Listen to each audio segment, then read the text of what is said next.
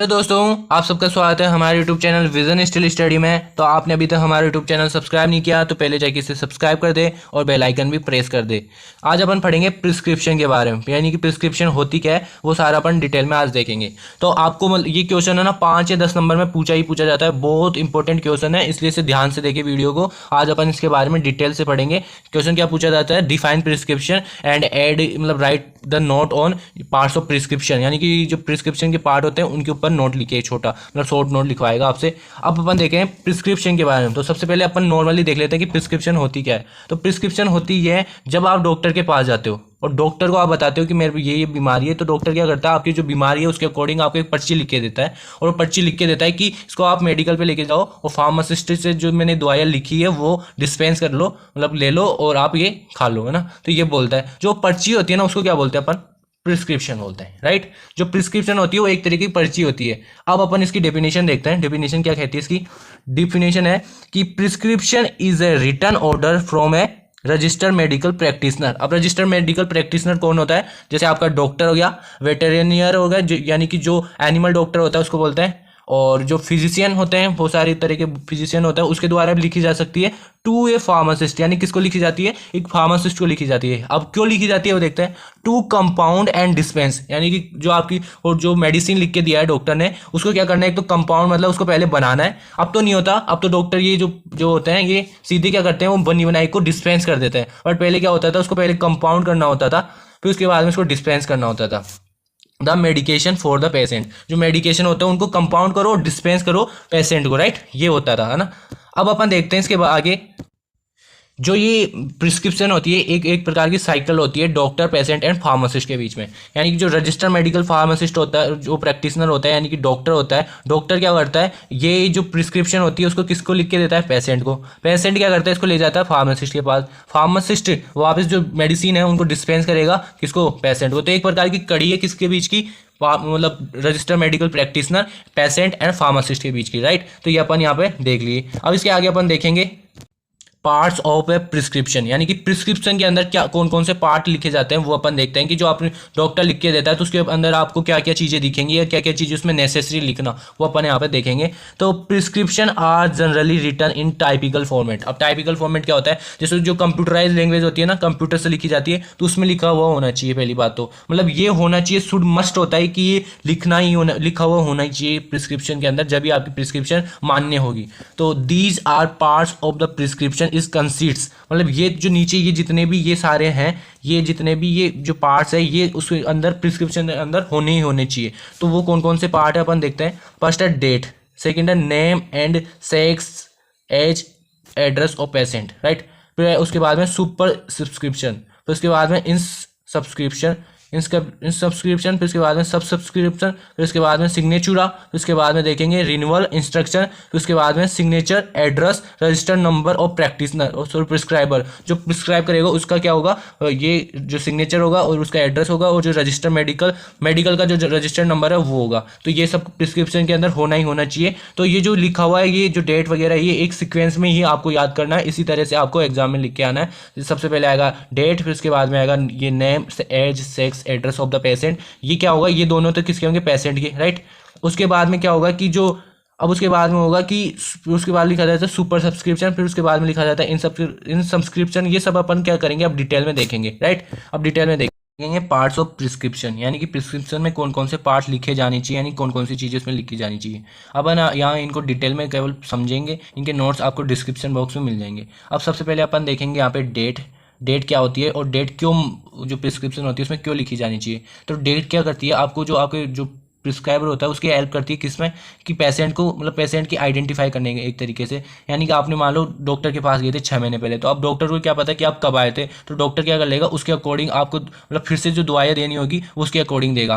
और कभी कभी बार क्या होता है, कुछ लोग क्या होते हैं जो नार्कोटिक सब्सटेंस होते हैं उनका नशा करने लग जाते हैं एक तरीके से। जो हैबिट फॉर्मिंग ड्रग होती है उनको बार बार लेने लग जाते हैं, बहुत टाइम तक लेते हैं ना, तो उनसे क्या हो जाता है, उनको हैबिट हो जाती है। तो उस हैबिट का पता लगाने की, यानी कि डॉक्टर ने ये जो दवाइयाँ लिख रहा है, डॉक्टर दवाई लिखी है, ये जो मेडिसिन लिखी है, ये कब से लिख रहा है, जिससे अगर ऐसा हो या बहुत बहुत टाइम से अगर वो हैबिट फॉर्मिंग ड्रग उनको दे रहा है, तो उससे क्या हो जाएगी, उनकी हैबिट हो जाएगी और वो एक तरीके से उसका नशा करने लग जाएंगे। तो उसको बचाने के लिए भी डेट का यूज़ होता है, राइट। अब इसके बाद में देखें, अब सेकंड अपने पास name, age, sex, address of patient, यानी कि नाम और उसकी एज और उसका सेक्स प्रिस्क्रिप्शन में क्यों जरूरी है।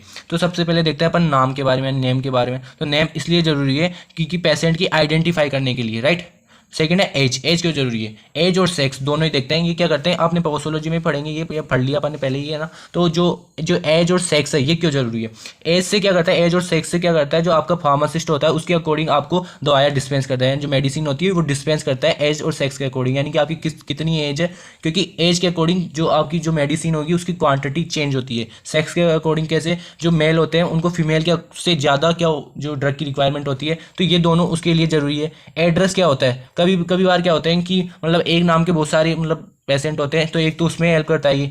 सेकेंड क्या करता है कि कभी कभी बार क्या होता है कि जो डॉक्टर होता है उसको मतलब इमरजेंसी में जो दवाई होती है वो डिस्पेंस उसके होम डिलीवरी करवानी पड़ती है मतलब पेशेंट को, और उससे क्या हो जाता है कभी कभी बार उसको मतलब एड्रेस की जरूरी है, इसलिए उसको ये सब कुछ होनी चाहिए, नेम, एज, सेक्स और एड्रेस उसका पेशेंट का अपने पास होना ही होना चाहिए, राइट। तो ये अपन इसके तरह अब अपन देखेंगे प्रिस्क्रिप्शन का एक फॉर्मेट। तो उसमें क्या है, सबसे पहले देखो यहाँ पे डेट लिखी हुई है, फिर उसके बाद में पेशेंट का नाम लिखा हुआ है, फिर एज लिखी हुई है, फिर सेक्स लिखा हुआ है, फिर उसके बाद में पेशेंट का एड्रेस लिखा हुआ है। तो ये क्या है, प्रिस्क्रिप्शन का एक मतलब फॉर्मेट है। अब उसमें देखो तीसरा पॉइंट आता है आपका आर एक्स सुपर सब्सक्रिप्शन। अब अपन इसको डिटेल में देखेंगे।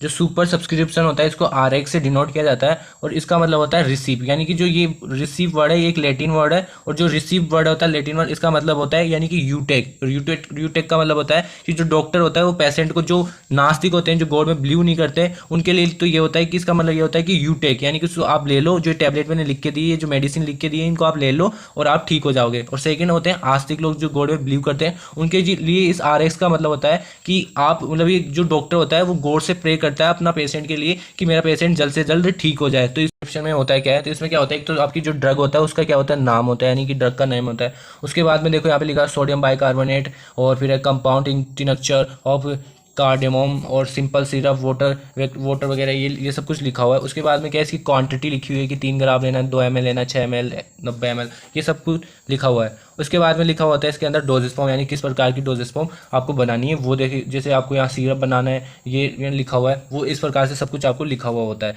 ये होता है इन सब्सक्रिप्शन में। इन सब्सक्रिप्शन बहुत इंपॉर्टेंट पार्ट होता है, क्योंकि इसके अंदर जो मेन चीज़ है वो इसी के अंदर लिखी हुई है, तो ये आपका बहुत इंपॉर्टेंट पार्ट भी होता है आपके जो इन सब जो आपका जो प्रिस्क्रिप्शन होता है उसका मोस्ट इंपॉर्टेंट पार्ट भी होता है। तो अपन पांचवा पार्ट देखते हैं, वो है सब्सक्रिप्शन होता है क्या, वो अपन यहाँ पे देखेंगे। तो सब्सक्रिप्शन में क्या होता है, जो आपका डॉक्टर होता है, डॉक्टर क्या करता है, फार्मासिस्ट को इंस्ट्रक्शन लिखते देता है, इंस्ट्रक्शन की इसको जो किस प्रकार से इसको आपको बना के देनी है, आपकी जो डोजेज है वो किस प्रकार की, यानी कि डोजेज फॉर्म बताएगा उसके अंदर, और मतलब और जो सारी डिटेल्स वो अपने अकॉर्डिंग बताएगा कि इसको टैबलेट फॉर्म में बनाना है, सिरप में बनाना है, क्या बनाना है, कितने क्वांटिटी में बनाना है, ये सब कुछ एक प्रकार का इंस्ट्रक्शन देता है किसको, फार्मासिस्ट को। बस आजकल क्या होता है कि जो जितनी भी टैबलेट वगैरह है, जितनी भी डोजेज फॉर्म है वो सीधी बनी बनाई आती है, तो क्या करता है वो जो आपका फार्मासिस्ट होता है वो सीधे उठा के उसको दे देता है। तो ये होता है सब्सक्रिप्शन में अंदर।